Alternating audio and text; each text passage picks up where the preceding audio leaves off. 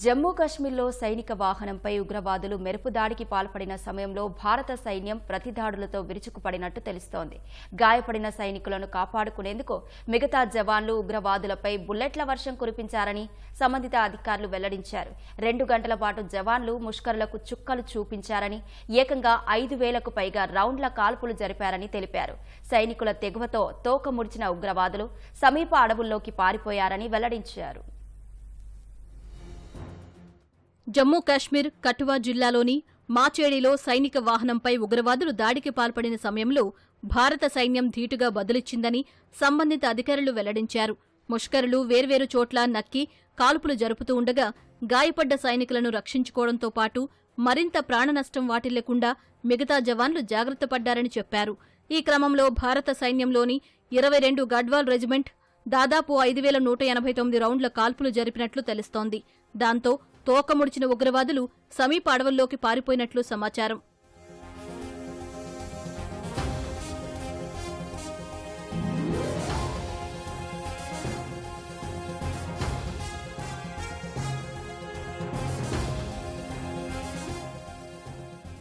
కఠువాకు 150 కిలోమీటర్ల దూరంలో ఉన్న బద్నోతా గ్రామ సమీపంలోని మాచేడి కిండ్లీ మల్హార్ రోడ్డులో సోమవారం 2 సైనిక వాహనాలపై ఉగ్రవాదులు మెరుపుదాడి చేశారు. వెంటనే అప్రమత్తమైన జవాన్లు వారిని ధీటుగా ఎదుర్కొనేందుకు ఎదురుకాల్పులు జరిపారు.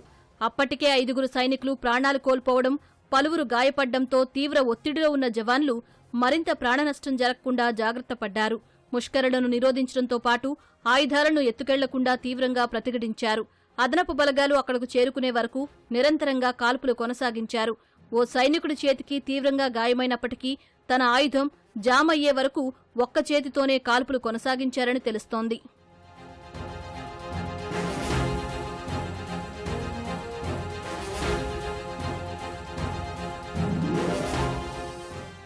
ఉగ్రదాడికి సంబంధించిన విషయంపై ఉన్నతాధికారులు ఆరా తీశారు. ఘటనా స్థలంలో రక్తంతో తడిసిన హెల్మెట్లు, పగిలిన వాహనాల టైర్లు, రక్షణ కవచాలను పరిశీలించారు. వాటిని చూసి ఏ స్థాయిలో పోరు జరిగిందో స్పష్టంగా అర్థమవుతుందని ఓ అధికారి పేర్కొన్నారు. ఉగ్రవాదులకు జవాన్లకు మధ్య 2 గంటలకు పైగా కాల్పులు జరిగాయన్నారు. 3 ఉగ్రవాదులు వేర్వేరు ప్రదేశాల్లో దాక్కుని సైనిక వాహనాలు, బలగాలే లక్ష్యంగా దాడులకు పాల్పడినట్టు అనుమానిస్తున్నామని చెప్పారు.